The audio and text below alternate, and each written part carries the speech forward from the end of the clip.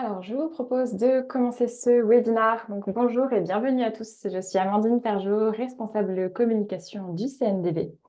On vous accueille aujourd'hui pour le premier webinaire de l'année où on va parler pendant 1 heure et demie d'un sujet très d'actualité. Donc, on va parler de rénovation et de réhabilitation avec le matériau bois. Ce webinaire est organisé par le CNDB avec le soutien du Codifab.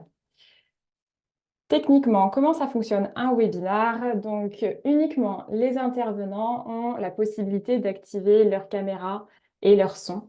De votre côté, vous, public, vous pouvez uniquement interagir avec nous avec la petite bulle qui s'appelle soit converser, soit discuter, soit en bas de votre écran ou soit sur le côté. Vous pouvez poser vos questions durant tout le webinaire, on y répondra à la fin. Et n'hésitez pas surtout à préciser à qui s'adresse votre question. Je vais aujourd'hui donc laisser la parole à Sarah Laroussi, la directrice générale du CNDB, pour faire une petite introduction, puis donner ensuite la parole à Jean-Marc Pauget, qui est l'animateur de ce webinaire. Donc Jean-Marc Pauget, qui est l'expert construction de bois au CNDB. Donc si tu veux bien, Jean-Marc, je te laisse présenter et accueillir nos chers intervenants du jour. Donc bonjour à tous. Donc en fait, les personnes qui vont intervenir ce jour sont des gens qui ont participé à l'élaboration du document retour d'expérience sur la réhabilitation, dont nous vous parlerons à la fin de la séquence et que vous pourrez télécharger. Et donc vous aurez tous les éléments détaillés de chacune de ces opérations. Alors nous allons avoir Sébastien Aymard de Encore Heureux qui va nous parler d'une opération dans laquelle il y a une transformation d'usage avec la réhabilitation d'un ancien parking. Paul Sachon nous expliquera comment ils ont travaillé à Est Métropole sur une opération de 900 logements en réhabilitation avec des techniques de préfabrication.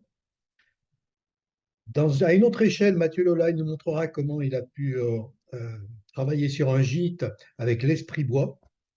Et puis Thomas Nétusil nous parlera de quelque chose d'un petit peu particulier, une réhabilitation avec la conservation de la structure bois en place et du test et la réparation de cette structure.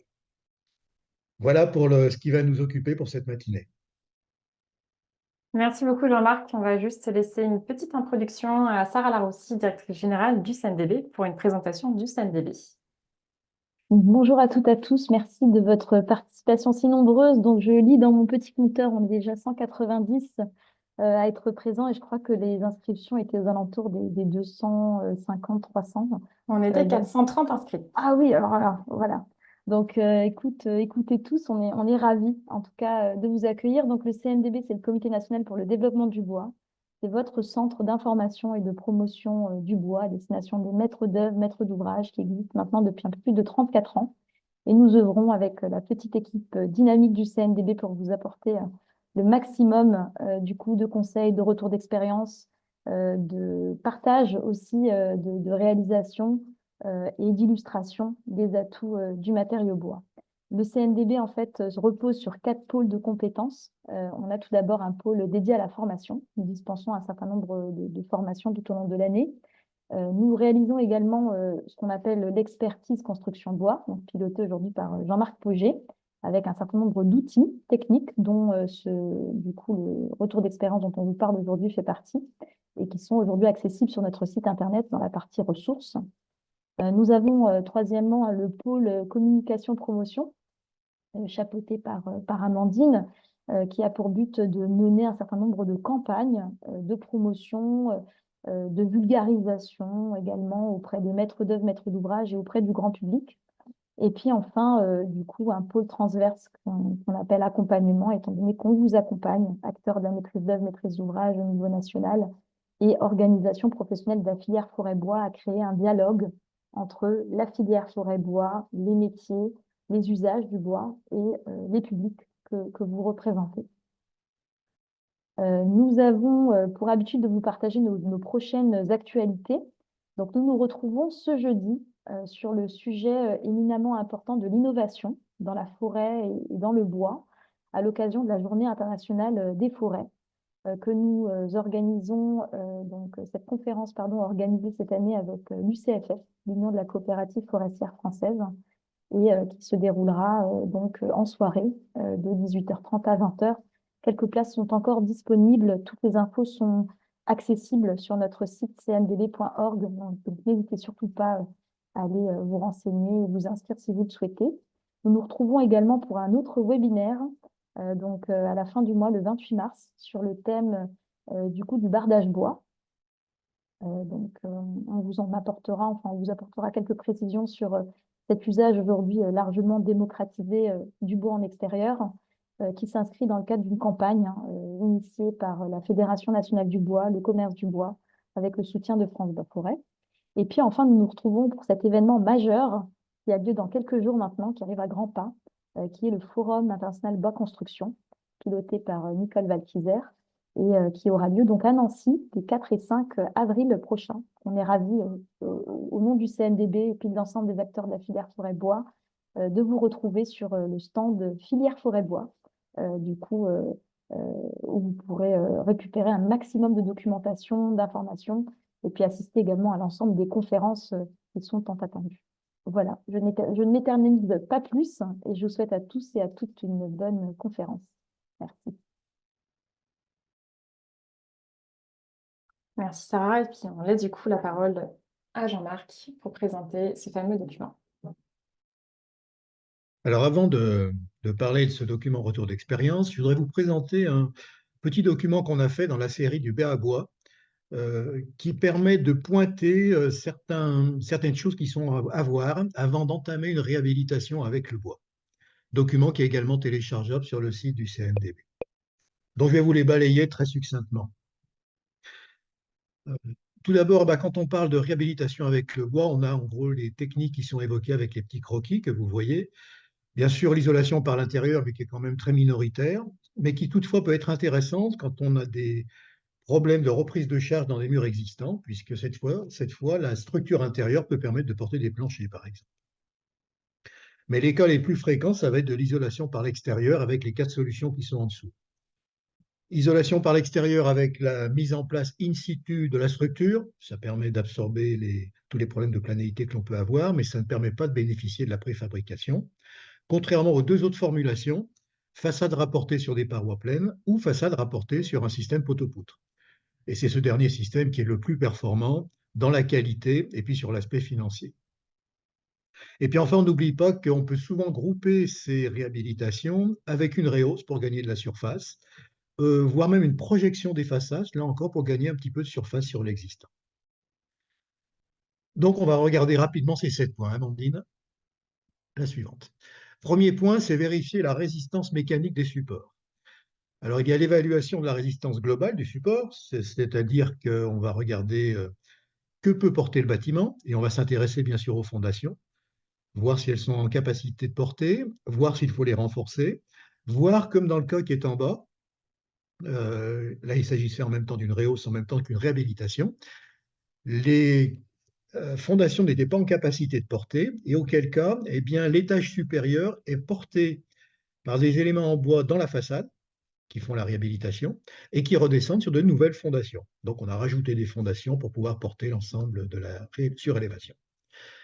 Deuxième point, c'est la résistance locale. La résistance locale, donc, qui va permettre de savoir si ponctuellement on peut s'accrocher ou pas.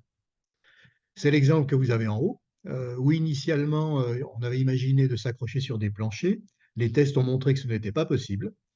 Auquel cas, ce sont des façades bois qui ont été réalisées et qui ont intégré une poutre en lamellé collé, que vous voyez dans la petite image du milieu, ce qui a permis de pouvoir se fixer sur les éléments poteaux béton verticaux, vous apercevez sur la photo, et non penchés, donc avec une façade porteuse. Suivante. Le deuxième point, c'est qu'il va falloir maîtriser la salubrité de la paroi liée au transfert de vapeur. Quand on augmente l'isolation, on peut être confronté à des problèmes de condensation et donc de vapeur. Donc il faut une analyse préalable de la nature du bâti qui va permettre de définir sa résistance à la vapeur en étudiant l'ensemble des couches. Alors, cette problématique est surtout présente quand on est en isolation par l'intérieur, car en ayant une maçonnerie côté extérieur, on risque de fermer le mur et donc de risquer d'avoir des points de condensation. Dans certains cas, ça peut conduire, malheureusement, à nécessiter une ventilation entre la partie bois rajoutée à l'intérieur et la maçonnerie. Suivante. Le troisième point, c'est anticiper les impacts sur l'acoustique.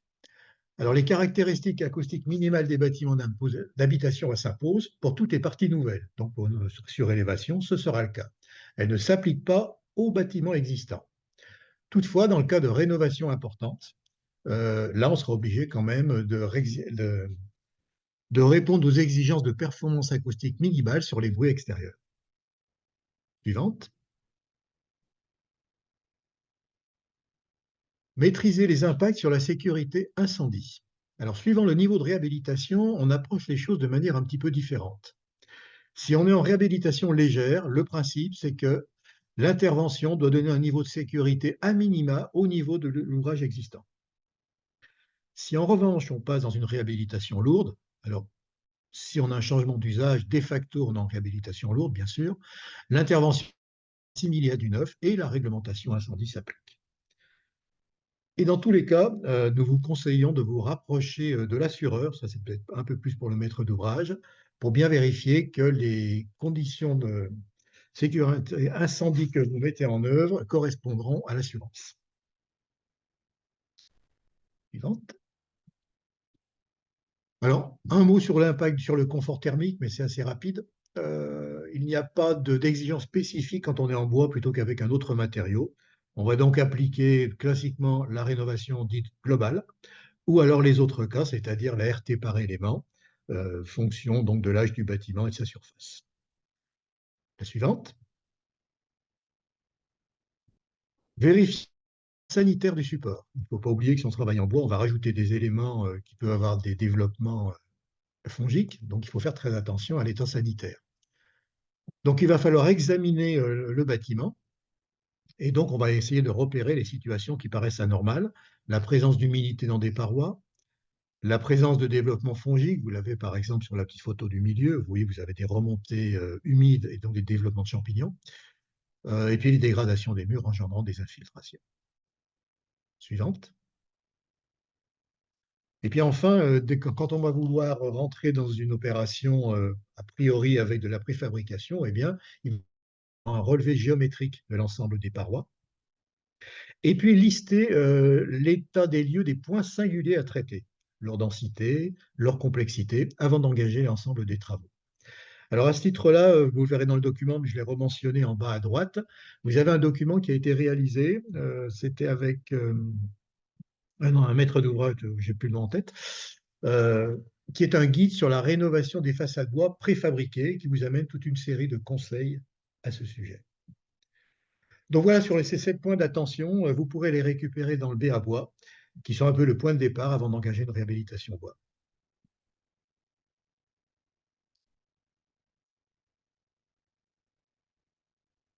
Merci Jean-Marc. On laisse du coup la parole à Sébastien pour présenter la première réalisation.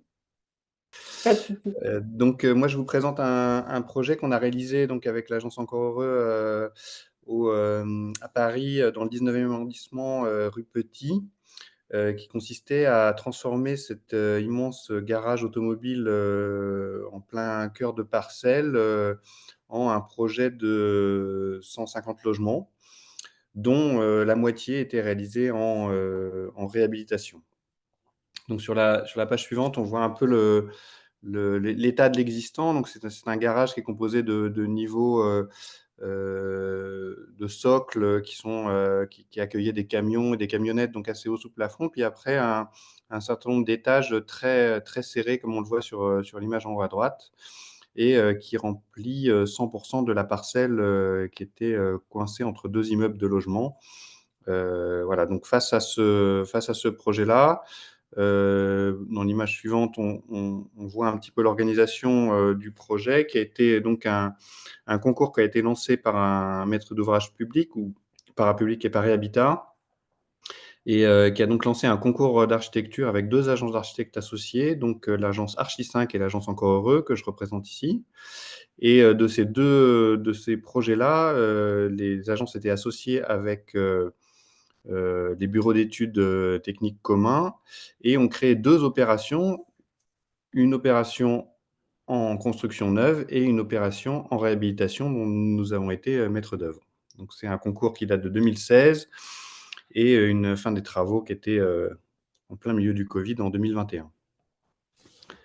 Donc, sur l'image suivante, vous voyez un peu la stratégie de projet que l'on a proposée dans le concours et qui a été retenue, qui est donc de partir de l'immeuble du parking existant, d'en démolir la moitié qui allait être dans lequel, une zone sur laquelle c'était très très difficile de réutiliser parce qu'il y avait une rampe, la rampe pour accéder au parking et le bâtiment était assez complexe et en mauvais état, et d'en conserver la moitié et cette moitié de la transformer pour accueillir 75 logements à l'intérieur avec une transformation d'un existant en béton assez lourde et une fermeture de l'ensemble en mur-ossature bois qui allait permettre d'éviter de renforcer les fondations existantes surtout et de fermer de façon écologique ce bâtiment. Donc le projet dans son ensemble apparaît sur l'image suivante où on a au cœur d'îlot la transformation, donc vous le voyez en bas, d'un immeuble neuf construit entièrement en bois qui sera à l'occasion, j'imagine, d'une autre conférence par l'agence Archi 5, qui est donc ce projet de 75 logements 100% en bois, et son pendant à côté, qui est un projet de 75 logements entièrement réhabilité dans le bâtiment existant, et on voit la particularité volumétrique de la conservation au regard du bâtiment neuf. C'est-à-dire que le bâtiment existant a une configuration, respecte les règles du PLU du fait qu'il est un existant, et alors que quand on doit faire de la démolition-reconstruction, on se retrouve à respecter les avoisinants et on arrive à peu près à la volumétrie du bâtiment neuf, donc beaucoup plus étroit et beaucoup plus serré.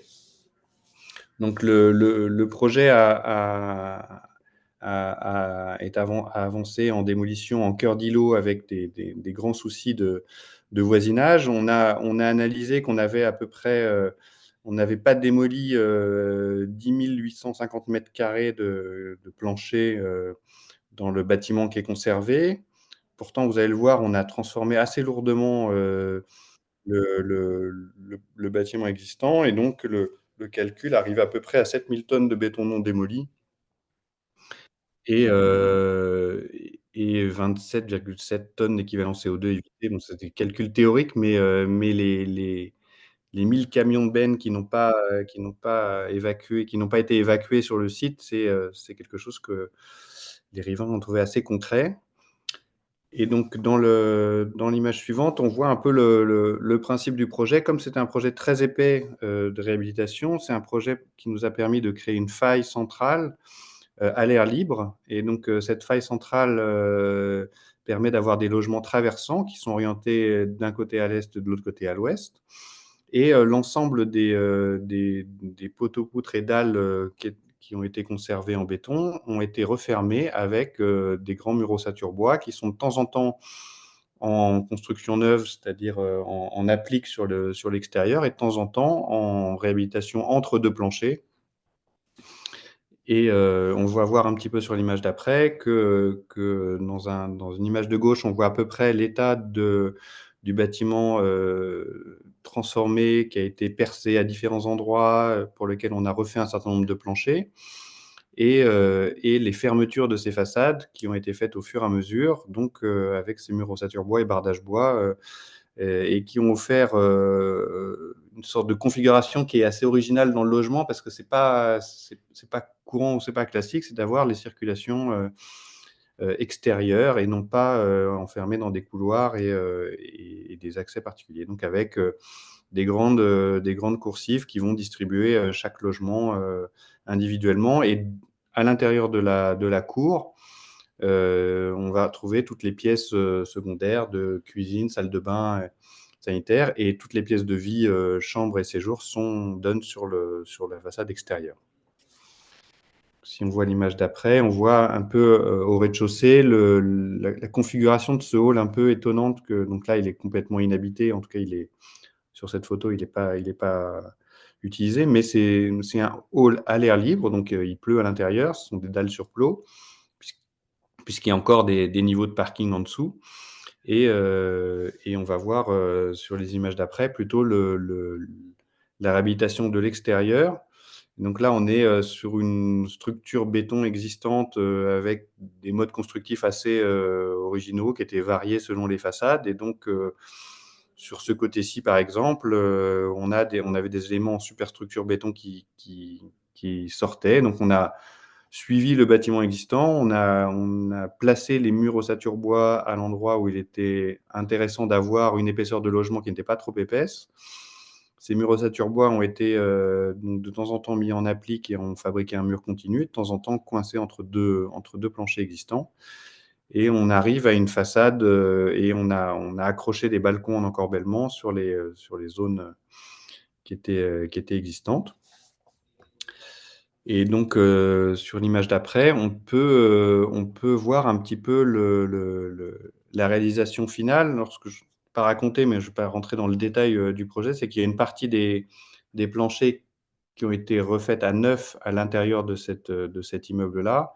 Donc il y a certains murs qui passent devant ces planchers neufs et des balcons neufs, et d'autres qui sont réutilisés ou réhabilités. Et donc les extérieurs, on va dire, toutes les terrasses extérieures sont offertes par le volume du bâtiment existant qui le permet, et les façades sont construites en retrait.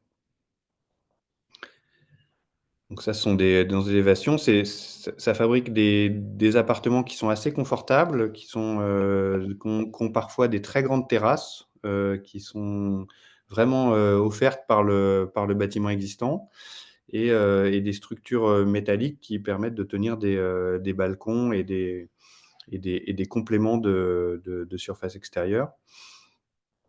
Le dernier niveau est bardé en zinc et bien derrière, c'est la construction béton existante qui est donc est habillée ainsi.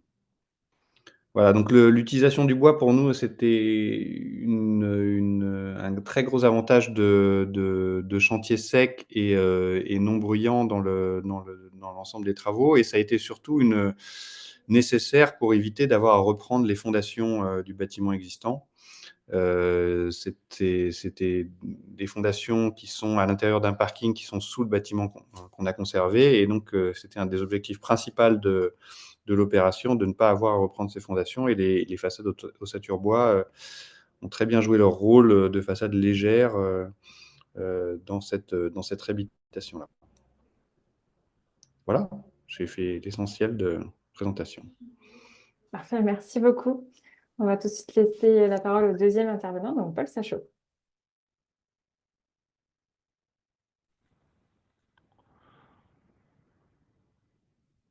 Bonjour à tous. Je me présente, je suis Paul Sachot, je suis chargé de mission expérimentation et financement au sein de Est Métropole Habitat, qui est un bailleur social sur l'Est lyonnais. Nous gérons 17 000 logements et nous réhabilitons en moyenne 300 logements et construisons 300 logements par an. Cette opération en démarche Énergie Sprong sur la résidence Norat et Grandbois, dont on verra le plan juste après, concerne un patrimoine de près de 988 logements que l'on avait acquis auprès de nos confrères bailleurs et dont nous avions en projet de faire une rénovation énergétique en niveau BBC. De plus, nous souhaitions tester, expérimenter la réflexion de travail autour de matériaux bas carbone, autour du bois, mais pas que. Et on a donc travaillé sur une démarche qui nous a permis de faire un chantier donc en site occupé, avec travaux aussi intérieurs, de près de 19 mois au lieu de 48 mois qu'on aurait pu avoir habituellement, et tout ça avec le Covid. Cette démarche, en fait, elle part du principe, donc on a fait scanner les façades, on les a remodélisées en 3 dimensions et on est venu préfabriquer des panneaux de façade en ossature bois avec, ossature, isolant et bardage de finition en usine, qu'on est venu fixer sur les façades. C'est le premier projet d'ampleur Énergie Sprong, à cette taille-là en France et en Europe, sur près de 1 000 logements, ce qui nous a permis aussi d'obtenir le prix du BIM d'argent. En termes de plan, sur ceux qui connaissent la région lyonnaise, on est sur le secteur de l'Est lyonnais. On est sur le secteur de Vaux-en-Velin avec 2 quartiers. Un quartier enfin un grand quartier, on va dire, quartier du Mas du Taureau, avec un secteur qui s'appelle Noirette et un secteur qui s'appelle Grand Bois. C'est principalement des bars et des tours, c'est donc 9 bâtiments au total qui sont concernés par cette rénovation. Sur la slide suivante, voilà, donc on est parti dans l'idée de faire, un projet en conception-réalisation avec dialogue compétitif où on a demandé à ce qu'il y ait une entreprise générale, un industriel du bois, 4 architectes, un bureau d'études et une MOS intégrée. Et on nous a fait un rendu un rendu APS où donc on avait demandé plutôt une obligation de résultats sans forcément parler de moyens et on est venu challenger les entreprises pour qu'elles nous fassent des propositions de justement de moyens. Ce qui est assez intéressant, c'est aussi de faire travailler 4 architectes différents comme, chez mon confrère, précédemment. C'est pas quelque chose qui est toujours évident, mais là, j'avoue qu'ils se sont très, très bien entendus dès le début et se sont répartis, les différents bâtiments en ayant une diversité d'architecture, mais tout en ayant une cohérence à l'échelle globale du quartier. Je vous laisse passer la slide suivante.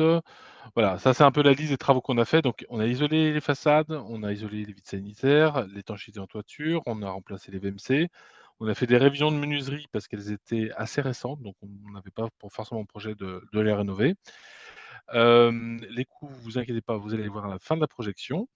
Réfection des halls d'entrée, mise en accessibilité du bâtiment, mise en sécurité électrique et adaptation au vieillissement de nos salles de bain. Et on a remplacé des balcons en béton, heu et on les a déposés et agrandis. On va voir ça sur la slide suivante. Donc là, le groupement qui a été retenu, c'était Citinea avec BBC Architectes et Atelier 127 qui sont des Lyonnais et Itac et WRA qui sont des architectes, parisiens. Ce qui est assez intéressant dans cette démarche-là, c'est que, on a eu un dessin qui a été fait et qui a été conçu par les équipes d'architectes, mais en lien direct avec le fabricant des panneaux de façade qu'on va voir, décrit un peu plus loin. Ce qui est intéressant, c'est que l'image qui nous a été vendue a été exactement celle qui a été réalisée.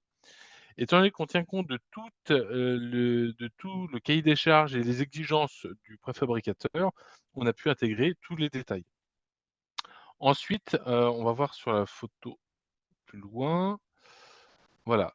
Là, vous avez un panel de différents, bâtiments qu'on a rénovés et ce qui est intéressant, c'est qu'on a mixé à la fois de l'isolation par l'extérieur, donc on est sur de l'isolation en fibre de bois et sur des panneaux préfabriqués en ossature bois. Donc le principe de ce panneau, c'est une ossature bois, un triplis intérieur, un triplis extérieur, un isolant. Là, cette fois-ci, nous avions fait, un isolant à base de bouteilles de plastique recyclées dans ce projet-là et là, je vais vous parler d'un autre projet juste après, où on est en train de faire une opération de 930 logements, où là, cette fois-ci, on est parti avec un isolant fibre de bois. C'est la slide suivante. Voilà. Donc là, en fait, on est parti sur, des tailles qui respectent le gabarit routier. C'est qu'en fait, pour éviter de se retrouver en convoi exceptionnel, on est parti sur des panneaux qui font 2,70 par 11,90, ce qui permet, comme vous pouvez voir sur le camion, d'empiler plusieurs façades. On retrouve les différentes finitions, quand on voit dans l'éclaté de façade. Donc ce qui est intéressant, c'est qu'on a scanné le bâtiment. La fenêtre du 6e étage de madame Untel est décalée de 2 centimètres. C'est pas un problème. Tout est intégré dans la maquette BIM. Là-dessus, cette maquette BIM est envoyée au préfabricateur qui fait ce qu'on appelle de l'industrialisation sur mesure et donc il va intégrer tous ces éléments-là. Élément non négligeable, c'est que le fait de faire ces façades préfabriquées, on va voir un petit peu après, c'est un gain aussi en termes de matière. C'est-à-dire que j'ai 0 chute d'isolant parce qu'on se retrouve avec des espaces de caissons et on vient mettre l'isolant dedans. Donc toutes les chutes qu'on aurait pu avoir sur les chantiers, eh ben, elles disparaissent parce qu'elles sont 100 réintégrées dans les panneaux. Les panneaux sont ensuite refermés, ont un pare-pluie et après on se retrouve avec le bardage. Sur les façades, on vient mettre des pattes de fixation sur lesquelles on va venir accrocher les façades directement. Cet élément-là nous a exigé de faire un avis technique, de chantier, un ATEX, ce qui a été un peu long, mais je crois on a réussi à trouver, une solution et qui est la solution qu'on a pu mettre en place. Ce qui est intéressant, c'est quand même le délai. On va le voir sur la slide suivante. En termes de délai, on se retrouve à...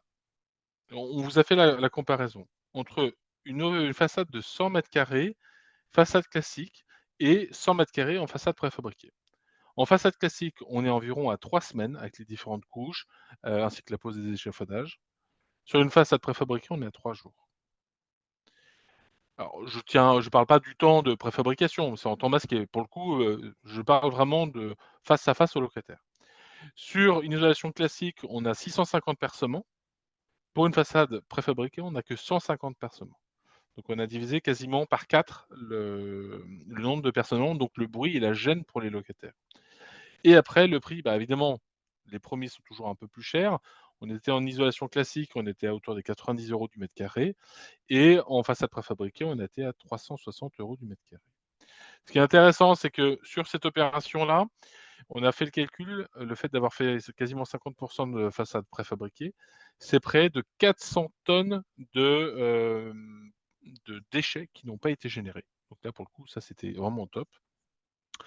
Sur le financement, en fait, on a réussi à trouver des financements par le biais notamment du FEDER et des Corénov sur cette opération-là. Et pour le coup, le surcoût à 100% a été pris en charge par ces financeurs.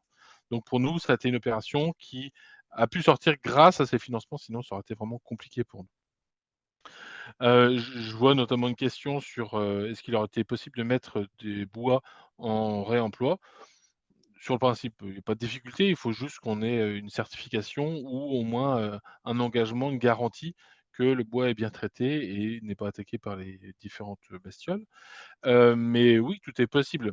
Ce qui est très important, c'est qu'on s'est rendu compte qu'il est hyper important de travailler avec un bureau de contrôle bien en amont et avec l'assureur pour que justement ces sujets un peu innovants, qui sortent un peu du cadre, soient vraiment sécurisés et viabilisés. Petite info, notre bureau de contrôle, quand on était en phase APS, nous a mis 52 avis défavorables sur le projet. C'est-à-dire que c'était un peu compliqué, mais on a fini par y arriver. On a eu un joli papier à la fin, disons que c'était bon, tout était conforme. Alors, face à cette expérience-là, je vais être assez rapide, on a fait une autre expérience qu'on est en train de lancer actuellement sur 930 logements au quartier Bel Air à Saint-Priest, toujours dans l'Est lyonnais. Et on est sur des façades en ossature bois, isole en bois. Et pour le coup, on a réussi à même faire passer 80% sur... oui, tout à fait, Eric, vous avez raison. Il y a une vidéo complète sur YouTube qui est visible et on vous remettra le lien dans le mail, je crois, dans l'envoi dans les prochains jours. Et ce qui est intéressant, c'est 80% de matériaux bois sur cette opération de 930 logements qu'on est en train de faire. C'est-à-dire que là, aujourd'hui, en empreinte carbone, on arrive même à faire une opération quasi zéro, voire négatif carbone. C'est-à-dire que malgré l'enduit qu'on vient rajouter, malgré les produits qu'on vient mettre dans l'opération de réhabilitation, le volume de bois est tellement conséquent que ça vient effacer l'empreinte carbone. Donc ça, c'est quelque chose qui est assez intéressant pour le coup. Et si j'avais un point de vigilance à vous dire sur cette expérience, surtout si vous faites la même chose, quand on a fait la deuxième opération, on a fait des sondages destructifs très très importants, ce qu'on n'avait pas fait la première fois, et ce qui nous aurait certainement évité pas mal de mauvaises surprises en cours de chantier. Donc surtout si vous faites ça, n'hésitez pas, osez faire des sondages. On n'en fait jamais assez, et vous inquiétez pas, après c'est que du bonheur. Merci à vous. Merci beaucoup, Paul. On laisse la parole au prochain intervenant, donc Mathieu Lolagne. Je vous donne les droits tout de suite pour le contrôle de l'écran. Oui, vous m'entendez?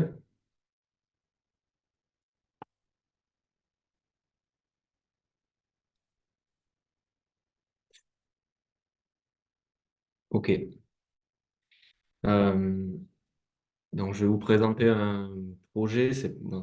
On n'est pas exactement dans la même échelle, puisqu'il s'agit donc de un logement en première phase, puis deux autres en deuxième phase.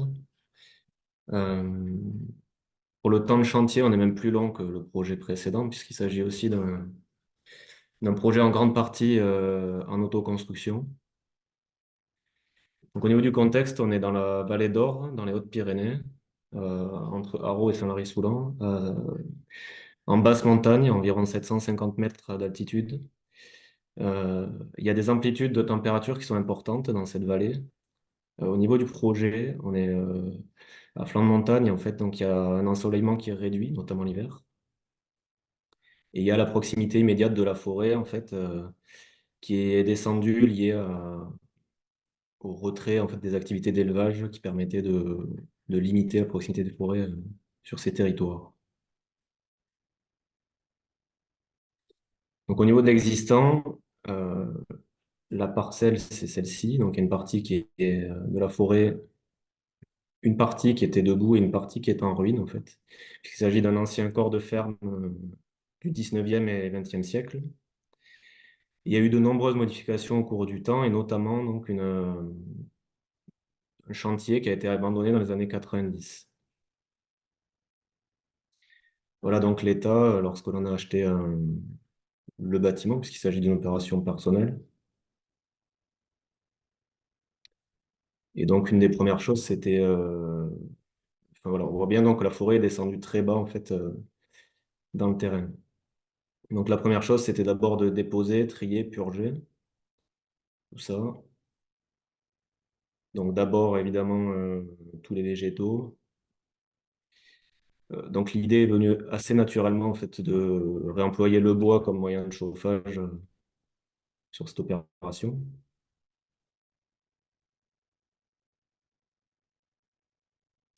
Et ensuite, donc, est venu le temps de trier toutes, toutes les ruines, enfin, vider, trier tous les matériaux, en essayant toujours donc, de réemployer ce qui pouvait l'être et de jeter ce qui était trop dégradé pour l'être. Donc voilà, il y avait tout un tas de matériaux qui étaient sur place liés au démarrage de chantier qu'il y a eu dans les années 90. Donc tous ces matériaux ont été soit réemployés, soit revendus lorsqu'ils pouvaient l'être, nettoyés, etc. Toutes les ruines ont été purgées. Et donc, on a trié aussi tous les gravats inertes qui pouvaient être réemployés, toutes les pierres qui pouvaient être réutilisées pour rebâtir des murs.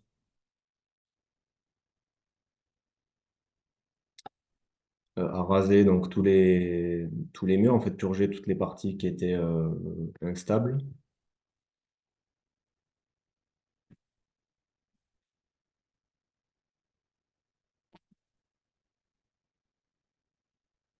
Et ensuite, donc, on a réemployé au maximum les gravats pour reprofiler toute la cour d'accès de ce projet.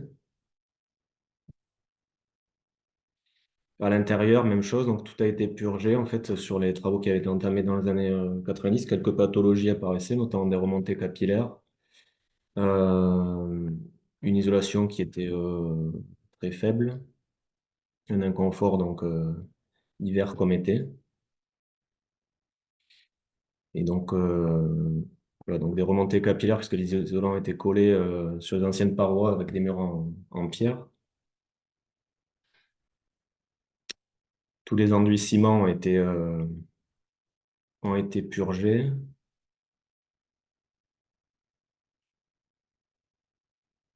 Avec l'idée donc de laisser mieux respirer ces murs qui, voilà, même s'ils ont été largement modifiés dans ces années 90, l'idée c'était qu'on les fasse respirer au maximum pour qu'ils puissent ressécher et atteindre un équilibre hygroscopique.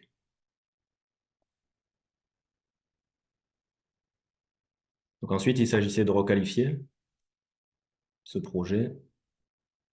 Donc euh, il y a trois entités en fait qui sont un gîte pour 12 personnes que l'on voit ici à droite. Donc ça, c'était une des premières esquisses du projet.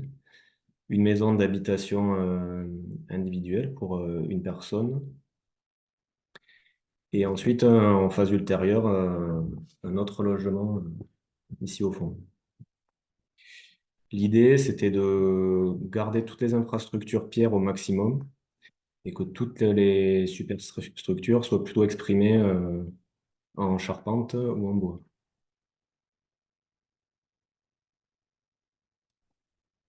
Donc ici, le gîte pour 12. Ici, le petit logement. Et donc en face du l'intérieur, un préau comme on voit ici, et un logement supplémentaire qui est là. Il s'agissait aussi de requalifier la cour pour permettre des accès à chaque logement différencié, tout en essayant de préserver l'intimité et les rapports de vis-à-vis entre logements. Donc le bois, il a été utilisé pour isoler, d'abord. Donc isoler la charpente. Donc en charpente, en fait, il y avait une laine qui était initialement collée, une laine de verre qui était initialement collée contre l'ardoise, ce qui empêchait la convection et donc le délitement des ardoises. Donc ce que l'on a fait pour éviter ça, c'est qu'on a utilisé une laine rigide avec des cales qui étaient posées contre chevron pour ménager un vide ventilé, favoriser la convection et éviter l'humidité présente dans l'ardoise et son délitement. Ensuite, donc, on a isolé entre chevrons avec une laine semi-rigide bois, puis sous chevron. Il y a eu un travail aussi de toutes les valeurs des embrasures de capucine qui ont été traitées avec des fibres de bois rigide, pas notre fibre de bois rigide.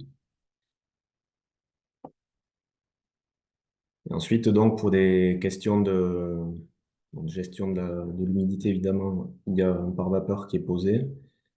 Une contre-ossature bois avec une laine métisse et le passage des réseaux donc sous pare-vapeur pour éviter les traversées de tout réseau sur les pare-vapeurs. Alors la laine métisse, elle a été utilisée, donc c'est une laine de coton recyclé, elle a été utilisée notamment parce qu'elle est beaucoup plus souple et qu'elle permettait de passer des réseaux beaucoup plus facilement que la laine de bois. On était également dans un contexte Covid où il y a eu pénurie et enfin, des changements brutaux d'application tarifaire sur la laine de bois qui étaient voilà, pas toujours simples à gérer sur des questions d'approvisionnement. On a également isolé les planchers, donc ce coup-ci, c'est plus pour des questions thermiques, mais pour des questions acoustiques, entre niveaux. Pardon. Donc là, on est isolé entre solives, et ensuite, donc, on a un faux plafond rapporté, dont l'ossature existait déjà, et qui nous permettait également, sur le vide ménager, de passer des réseaux. On a également isolé donc, les murs. Donc, tout à l'heure, ce qu'exprimait Jean-Marc, c'est-à-dire que sur ces murs, on a fait une simulation pour vérifier la présence ou non d'humidité une fois le mur isolé, puisqu'on est en mur de maçonnerie de pierre, qui sont des pierres plutôt dures globalement, schiste et granit mélangés. Et en fait, donc, sans pare-vapeur, il y avait présence résiduelle d'humidité sur les parois. Donc, il y a un litonnage qui est posé préalablement sur tous les murs et qui permet de ménager juste un vide qui fait convection et qui permet à une humidité résiduelle de pouvoir sécher, sur laquelle donc, on a appliqué une laine semi-rigide bois.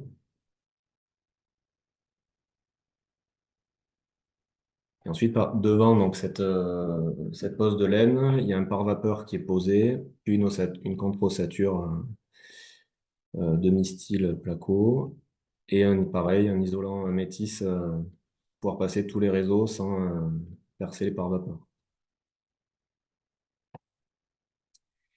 Et enfin, donc, ce bois il a été utilisé pour les finitions extérieures.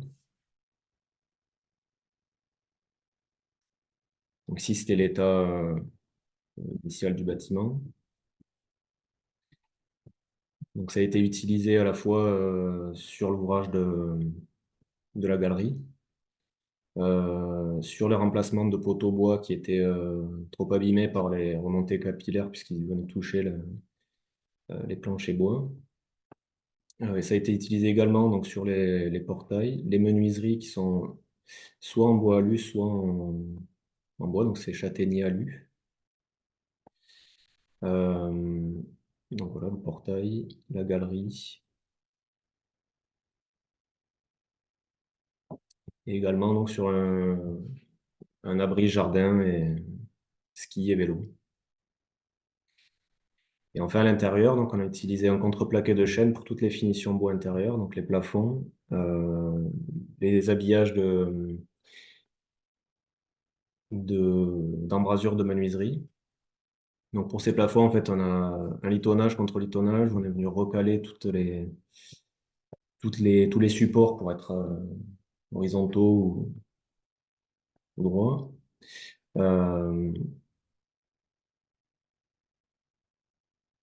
Sur les parties où on est venu repenser en fait des ouvrages bois qui étaient préexistants, ce coup-ci pour des questions acoustiques, en fait, on est venu poser par-dessus un fermacelle avec une couche résiliente fibre de bois qui vient en interface, puis un parquet collé.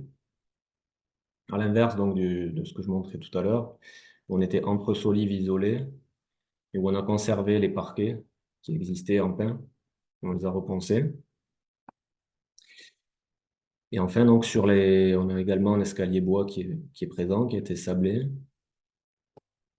Ouais, donc on voit l'utilisation du bois qui est à la fois employé pour les plafonds, dans les valeurs d'embrasure de menuiserie, euh, pour tout le mobilier également, l'agencement. Là, on a fait travailler pour le coup un ébéniste.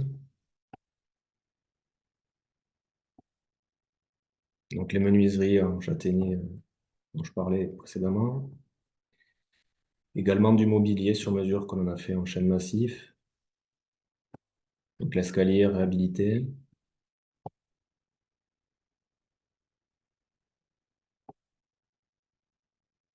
Voilà, en fait, l'idée, c'était aussi de garder la compréhension et la lecture de ce projet.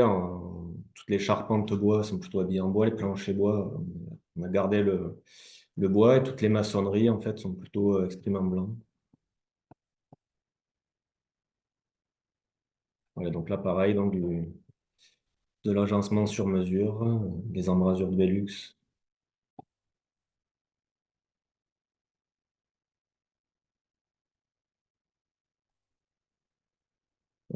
Peut-être un petit temps de latence. Voilà, puis avec les chutes, on a également fait du mobilier sur mesure. Donc à la fois les chutes de granit et les chutes des contreplaqués qui pouvaient rester en fin de chantier.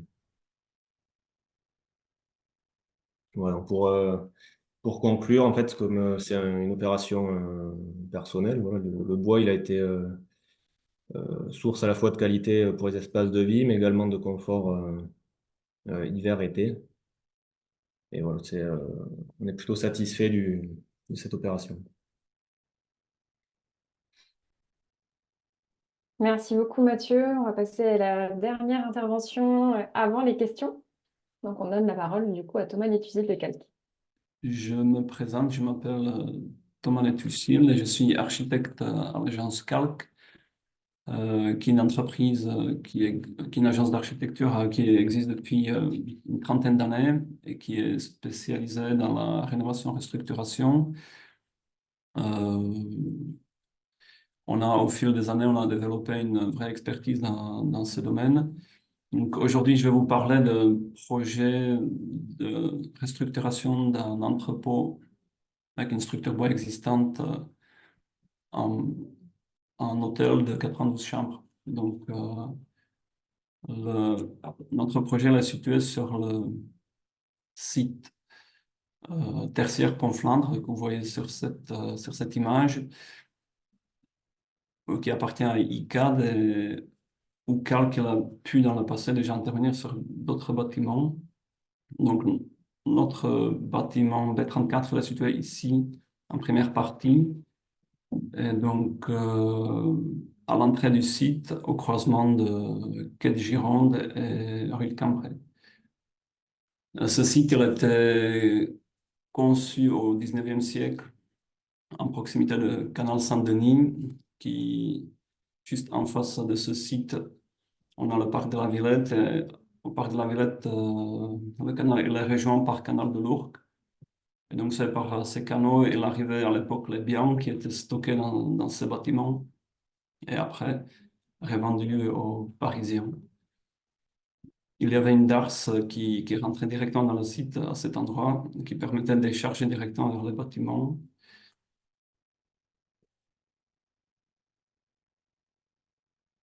Donc, comme je disais, dans le passé, nous avons intervenu déjà à 3 reprises sur les bâtiments. Donc c'était en 1999 sur le bâtiment juste à côté de B34, qui était le bâtiment B32, B33, qui était rénové à l'époque en bureau. Et notre patron Jean-Philippe Leboeuf, à l'époque, il a réussi à convaincre les patrons d'ICA de conserver la structure bois, qui n'était pas trop à l'air du temps à l'époque. Le destin de ces bâtiments, c'était plutôt de les rénover avec du béton et enlever les structures qui présentaient parfois certaines pathologies. Mais finalement, à cette époque, pour les raisons plutôt de coût, cette proposition était acceptée parce que le projet elle était moins coûteux que remplacer les structures. Euh, il y a... j'ai un peu, je garde toujours la main sur le diapo. Oui. Hop. Donc, le deuxième bâtiment qui était rénové en 2012, c'était le bâtiment B34, également, B28, pardon, également en bureau. Mais là, pour les raisons d'endommagement des structures par un ancien incendie et d'autres raisons de pas d'étage très contraignants, le bois ne pouvait pas être conservé. Donc, c'est une structure existante en bois qui était réintégrée dans le bâtiment comme une décoration dans l'atrium central. Et après, dernièrement, le projet, l'objet de notre présentation d'aujourd'hui, le B34, qui était restructuré en hôtel.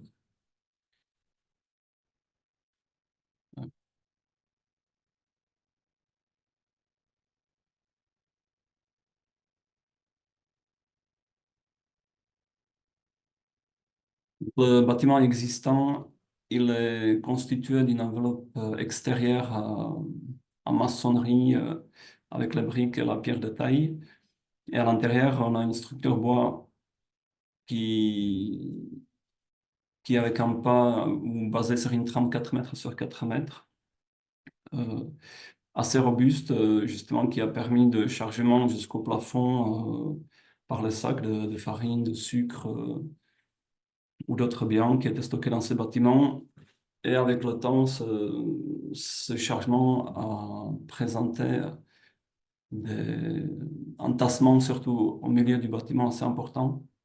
Donc, on a eu la chance d'avoir un relevé de ce bâtiment existant en 3D, donc un relevé géomètre en BIM ou en BIM sous Revit, et qui nous a permis après de développer le projet en BIM.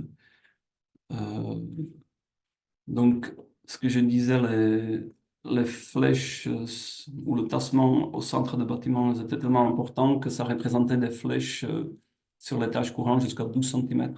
Donc, un sujet assez important sur cette rénovation qui impacte la conception. Donc, sur la prochaine image, on voit les deux schémas. À gauche, le bâti existant, à droite, le projet. Donc, en fait, il y a deux objectifs principaux qui ont guidé notre conception. Donc, premièrement, c'était relier la rue avec le bâtiment parce que le bâtiment existant il était déconnecté de la rue. Son rez-de-chaussée se situe à peu près 1,5 mètre au-dessus du niveau de la rue.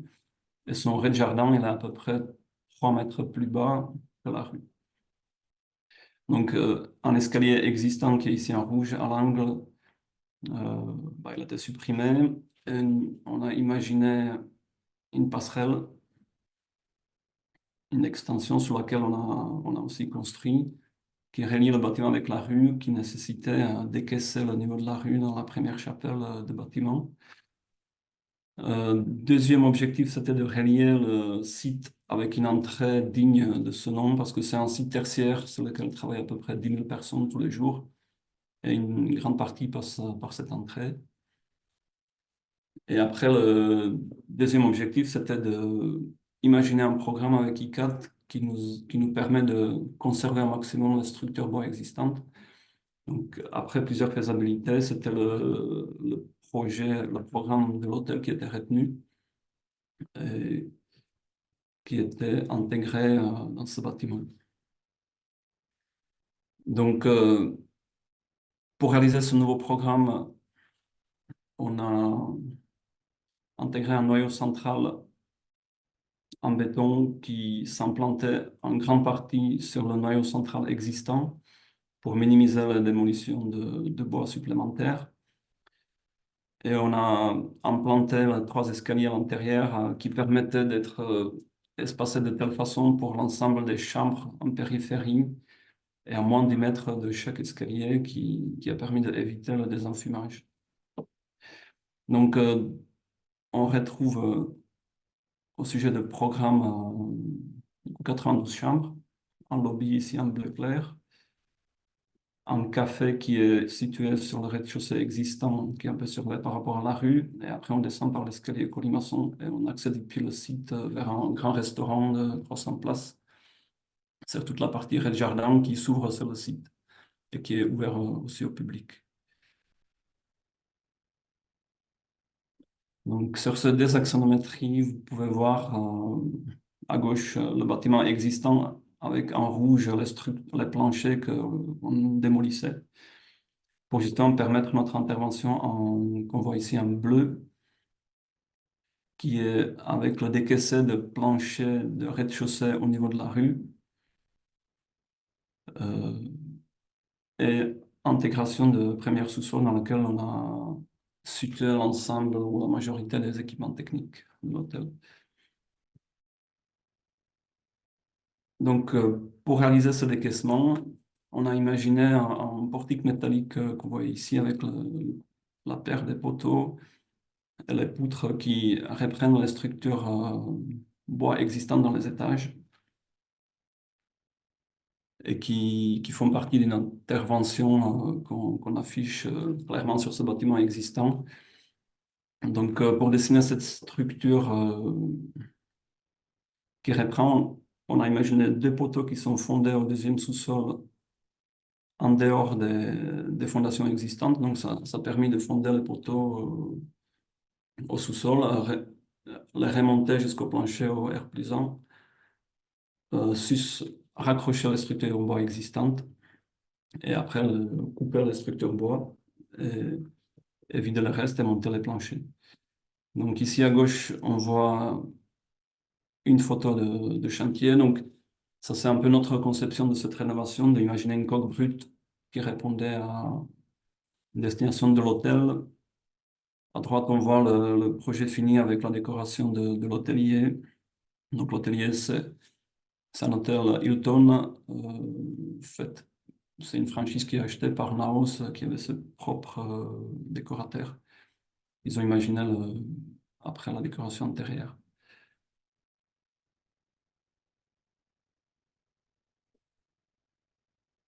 Donc ici, vous voyez un peu en détail la nouvelle structure métallique qui est inspirée de ce principe de moisage de la structure existante de bois. Donc c'est un poteau métallique moisé par 2 poutres en PRS qui soutiennent les poutres existantes. Au final, notre conception, elle était assez poussée à la base, du coup, qui demandait de tenir en console les poutres existantes. Bah, elle a dû être un peu optimisée pendant le chantier, mais le résultat visuel, il est identique. Ici, on voit l'organisation d'un étage courant autour d'un noyau central avec 27 chambres par étage. En marron, vous voyez les poteaux-poutres existants conservés, donc qui étaient interrompus au droit des noyaux. Et après, si on zoome sur une chambre de l'hôtel, donc notre objectif, c'est que l'ensemble des structures bois puissent rester visibles. Donc, c'était une contrainte importante. Et ce qu'il faut également souligner, que le pas d'étage de ce bâtiment existant, il est 2,85 m, c'est-à-dire une hauteur à peu près 2,35 m sous la poutre. Donc, en termes de synthèse technique, c'est là où le BIM nous était pas mal utile, parce qu'on n'avait pas le droit d'avoir les réseaux horizontaux qui traversent les poutres bois. Donc, l'ensemble des verticalités, il descendait depuis d'autres locaux techniques qui étaient dans les combles, dans les chapelles. Et donc, il y avait à chaque fois une gaine au droit de chambre. En sujet très important, c'était le diagnostic de ce bâtiment. Donc, en phase conception, c'était Sylva Conseil qui a produit les notes de cadrage pour la partie chantier.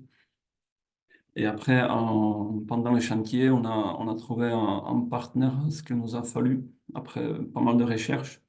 Parce qu'au départ, les entreprises nous ont proposé les renforts des structures ou des assemblages qui étaient trop importantes, avec plein de pièces rajoutées. Ça ne ressemblait plus du tout à cette finesse de l'assemblage existant. Donc, c'était le CSB Lift Team qui nous a permis de confirmer l'état sanitaire des charpentes, déterminer en détail, poteau par poteau, la place structurelle pour le calcul dans le descente des charges du projet. Et grâce à leur procédé non destructif, elles ont pu faire les diagnostics. Je vais vous montrer ça plus tard. Donc, aujourd'hui, l'assemblage principal elle est constitué de 2 poutres en pan, entre lesquelles on a coulé du plâtre, justement pour minimiser les surfaces en périphérie qui brûlent. Une poutre, normalement, elle brûle sur 3 faces. Et en mettant le plâtre entre les deux, ça ne brûle que sur des faces. Donc, ça permettait de justifier la stabilité au feu. Après, dans le bâtiment existant, la poutre elle est soutenue par un sommier, 2 bracons en chêne. Et le poteau est également en chêne. Et ici, en bois clair, vous voyez les pièces que finalement on a ajoutées pour justifier la descente des charges. Donc, sur cette axonométrie éclatée à gauche, vous voyez avec les couleurs les surfaces par lesquelles cheminent les charges, elles descendent vers le poteau. Donc, ce sont les toutes petites surfaces qui ont bougé dans le temps, comme le bâtiment s'est fait. Donc, il n'y a plus rien qui se touchait vraiment. Donc, on a principalement prévu, suite à ce diagnostic de Lift Team, leur calcul d'injecter partout la résine pour combler les vides, ajouter des visseries supplémentaires et parfois ajouter aussi des tiges filetées collées et rebouchonnées supplémentaires. Vraiment cas par cas. Donc, ici, sur ce diapositive, vous pouvez voir les assemblages renforcés avec les flasques rajoutées, avec certains éléments qui étaient remplacés, le rebouchage à la résine.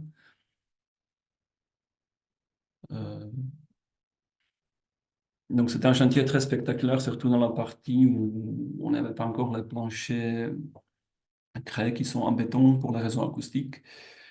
Le projet a été imaginé initialement avec les panneaux CLT, mais pour les raisons des flèches et l'assemblage, on ne pouvait pas poursuivre cette piste, d'autant plus que la raison acoustique, avec la solution CLT, ça demandait les faux plafonds acoustiques assez importants qui cachaient le bois. Notre objectif, c'était de laisser le bois apparent. Donc ici, vous pouvez voir justement le fameux Sylva Test, qui est un outil développé par CSB Lift Team, qui leur permet d'envoyer les ultrasons à travers le bois et faire une analyse pièce par pièce pour imaginer s'il y a des pathologies à l'intérieur du bois sans utiliser les méthodes destructives.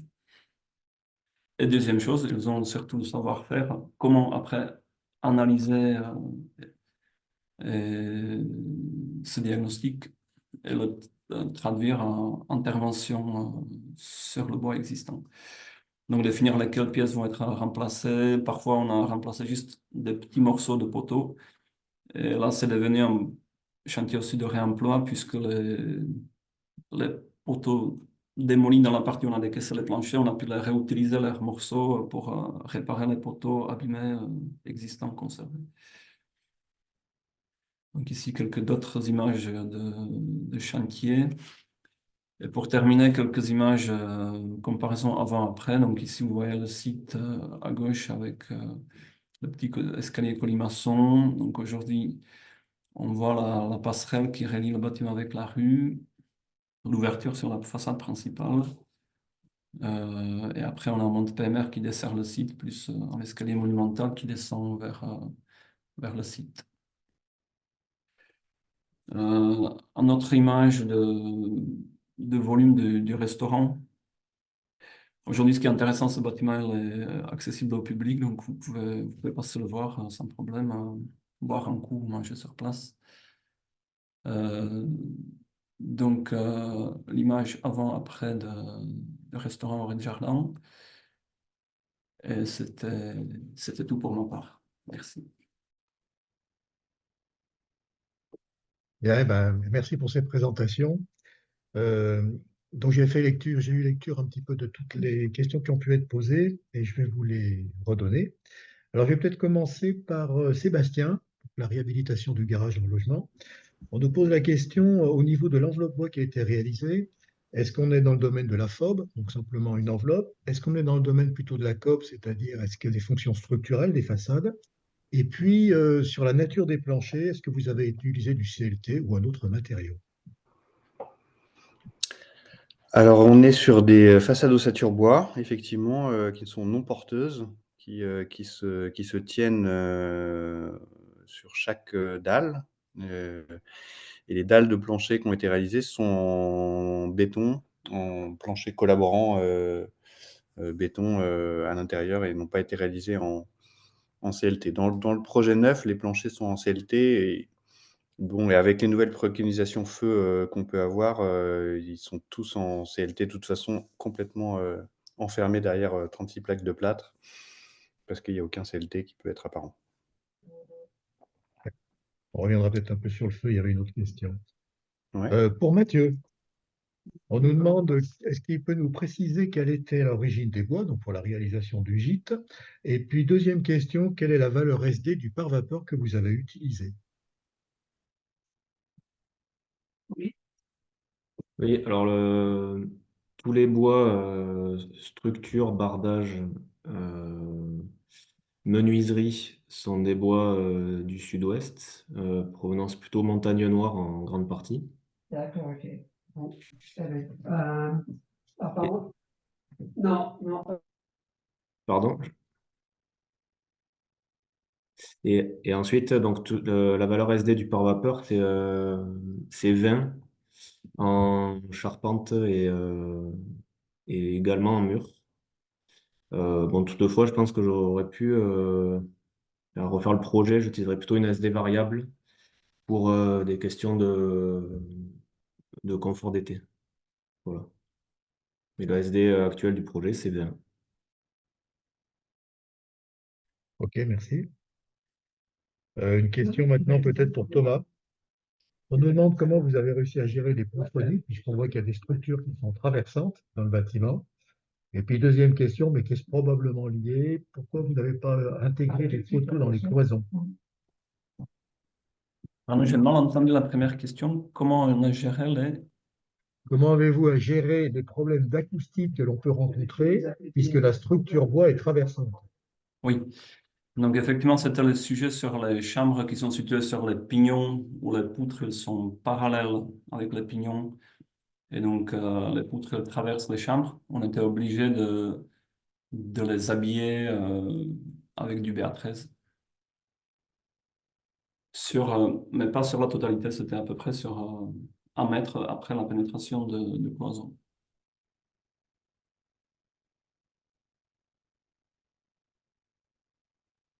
Et la deuxième question?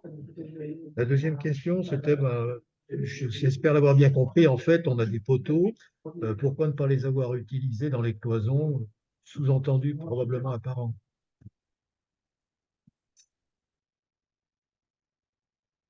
Je n'ai pas très bien compris la question. C'est peut-être ça fait illusion.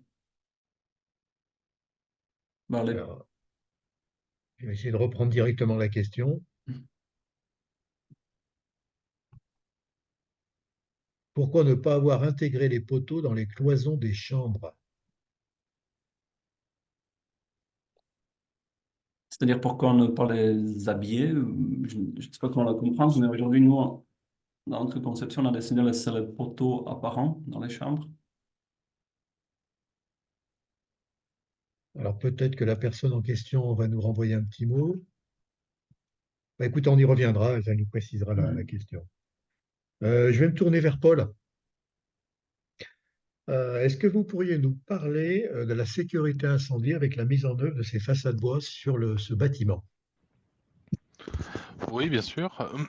Nous avons mis entre chaque panneau préfabriqué des lames de recoupement et le fait d'encloisonner l'isolant dans le panneau bois entre 2 panneaux en OSB permet de préserver le risque d'incendie.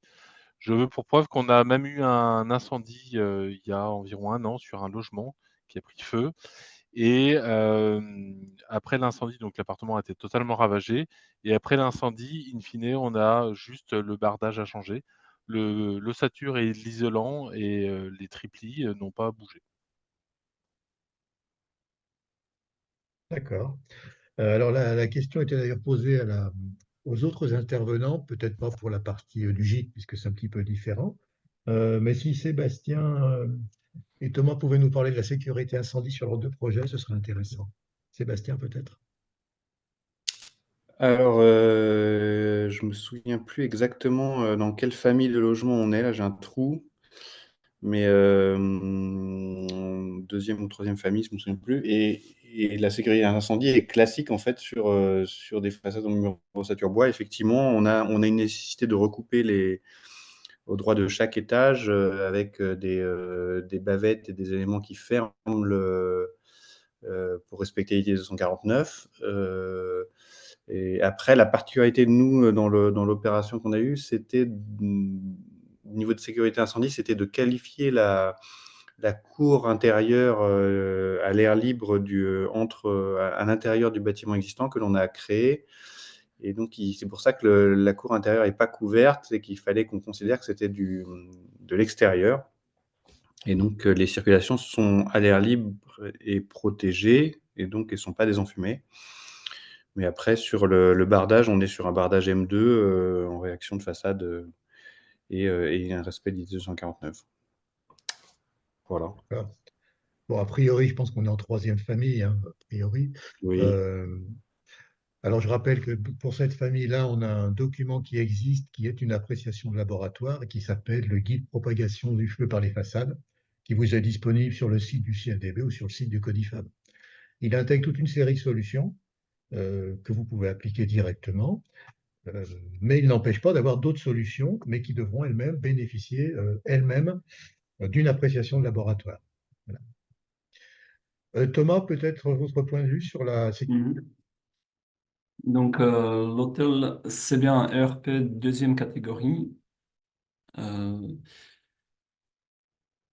Ce que je disais, l'ensemble des étages, ils pouvaient échapper au désenfumage de circulation puisque l'ensemble des portes des chambres elles sont à moins de 10 mètres des escaliers. Au rez-de-jardin, le restaurant l'a divisé en deux compartiments ou en deux parties qui constituent les locaux de moins de 300 mètres carrés, donc qui sont des enfumés, qui sont pas des enfumés parce que c'est produit de travail, c'est cloisonnement traditionnel, locaux de moins de 300 mètres carrés en façade. Euh, comme je disais, pour les raisons de stabilité au feu, entre les poutres, on a ajouté on a rempli en plâtre le vide entre les poutres. Et après, il a fallu bien justifier que la structure existante, elle est stable au feu pendant 1 heure. Et sur le lobby, par exemple, on a traité la structure métallique avec une peinture antimesante.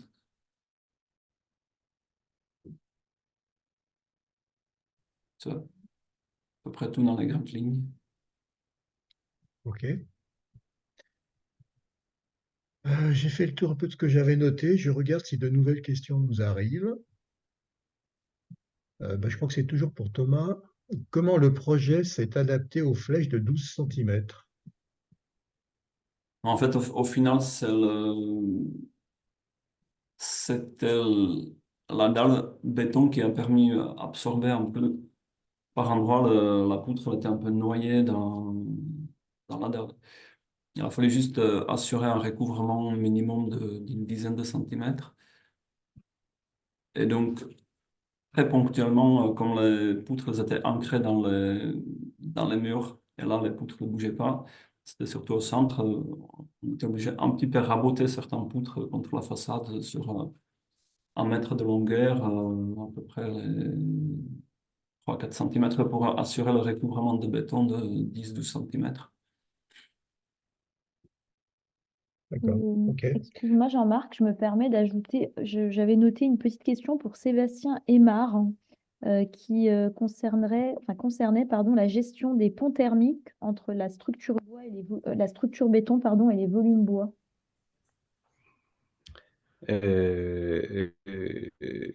Oui.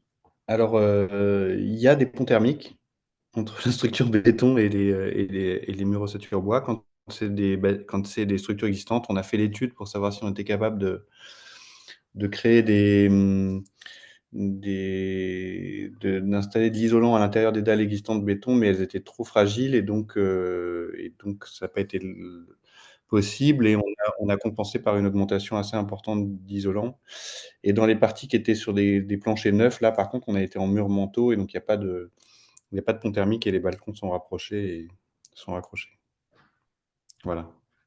Désolé, je suis obligé de quitter la session. Bonne journée à tout le monde. Merci. Alors, j'avais noté aussi, pardon, Jean-Marc, du coup, une question également donc, à l'ensemble des intervenants. Alors, peut-être une dernière question, une dernière information sur la gestion de la sécurité incendie et le coût des travaux des différentes opérations. Je ne sais pas si, par exemple, Paul Sachot pourrait nous en dire quelques mots en réponse à cette question. Sur la question De la gestion de la sécurité incendie ou d'intégration de la sécurité incendie et puis le coût des travaux. Du coup. D'accord. Comme évoqué précédemment, nous, on est en troisième famille et le fait de faire une réhabilitation en troisième famille, c'est peut-être l'une des choses les plus contraignantes. Là où on n'a pas pu aller très loin sur les façades préfabriquées, c'est sur les bâtiments qui étaient de plus de 28 mètres. Parce que là, par contre, pour le coup, à part la laine de roche, il n'y a absolument rien qui est autorisé. Enfin, c'est extrêmement compliqué. Et en termes de coût, comme je disais, nous, on était à 90 € du mètre carré de façade classique, 360 pour une façade préfabriquée et ça amène en gros à une réhabilitation à 25 000 € du logement. Mais on est sur des logements qui ont une très belle compacité et sur lesquels on n'a pas changé le mode de chauffage parce qu'on était sur du chauffage urbain. Super, merci. Alors, une dernière petite demande, Jean-Marc. Est-ce que tu pourrais préciser aux participants la différence entre la rénovation et la réhabilitation? Alors, honnêtement, je ne sais pas s'il y a une définition exacte, hein. Pour ce qui est de la rénovation, a priori, c'est qu'on ne change pas la structure et la définition des locaux. Donc, ça va être une isolation, ça va être de la peinture, des choses mineures. Et en réhabilitation, alors là, par contre, on a une différence entre ce qu'on appelle la réhabilitation lourde et la réhabilitation légère. La réhabilitation lourde, ça veut dire qu'on va probablement toucher la structure. Comme je l'évoquais au début, si on a un changement de destination, on va basculer en réhabilitation lourde. Et c'est cette différence entre réhabilitation légère et lourde qui va nous faire basculer au niveau de la sécurité incendie et de l'acoustique. Alors, il y avait une question qui est probablement celle d'un maître d'œuvre, hein, bien évidemment, qui disait que ça s'adresse plutôt à Thomas, puisque Sébastien est parti. Comment vous arrivez à chiffrer précisément la complexité de ces projets et tous les aléas potentiels découverts en cours de projet?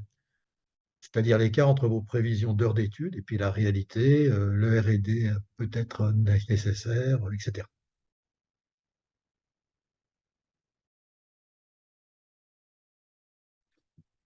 C'est pas toujours évident d'anticiper l'ensemble des aléas, surtout sur des projets de cette envergure et avec ce passé. Donc, il y a aussi une comparaison assez intéressante, le projet dont j'ai parlé de 1999, où la réglementation, elle était peut-être moins contraignante et l'ensemble des intervenants autour de la table, ils étaient moins exigeants, y compris les assureurs.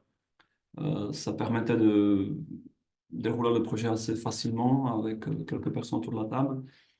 Ce projet de réhabilitation, il a fallu aller beaucoup en profondeur pendant les chantiers sur pas mal de sujets pour justifier plein de choses, ce qui effectivement aussi augmentait les coûts et les diagnostics supplémentaires et Donc, il y a cet aspect de évolution de notre métier dans le temps qui est de plus en plus complexe et on doit justifier de plus en plus de choses auprès de plus en plus de personnes. Deuxièmement, c'est un projet qui commence en 2016 et le chantier a démarré en 2019. Donc après, avec l'arrivée Covid, augmentation des prix, une première entreprise de Grenoble défaillante qui a déposé bilan, donc on était obligé de recommencer au bout d'un an de chantier. Donc il y avait plein de paramètres qu'on peut jamais maîtriser. On avait des injections nécessaires aussi que le maître d'ouvrage a découvert après les premiers diagnostics de sol. Donc effectivement, on a eu de la chance que ICAD il a joué le jeu, qu'il nous a accompagnés jusqu'au bout et qu'il n'a pas optimisé le projet, mais ça les a coûté beaucoup d'argent sur ce projet. Contrairement, par exemple, aux projets existants, précédents, ceux de 1999 et 2012, où c'était des projets qui restaient assez compétitifs au niveau des coûts. Merci Thomas. Bon, ben, je crois qu'on a épuisé un petit peu nos questions.